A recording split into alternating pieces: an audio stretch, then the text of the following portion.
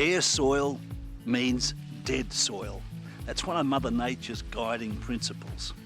Our searingly hot summer sun can actually burn the vital soil carbon out of the topsoil, making it even less fertile. Mulch cools the soil, it also helps plants to grow, and it looks after those critters that live under the soil. The best time to apply mulch is in early spring and again in early autumn.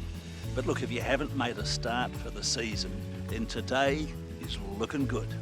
Bailey's Moisture Mulch is a premium material, and the red ticks of the Australian standard, it's your guarantee. This certifies that it's fully composted and free from nasties like weed seeds, pathogens, excess salt and contamination.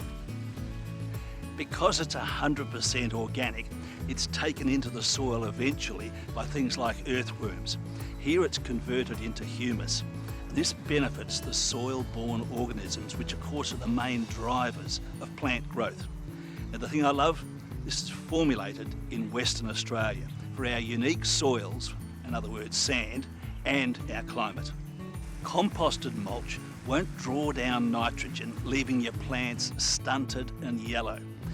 And another concern is, around Perth at the moment there's a lot of tree diseases, and these can be spread by using uncomposted mulch. This chunky mulch is ideal for garden beds and all landscaped areas, but it also works really well on top of your pots and planter boxes.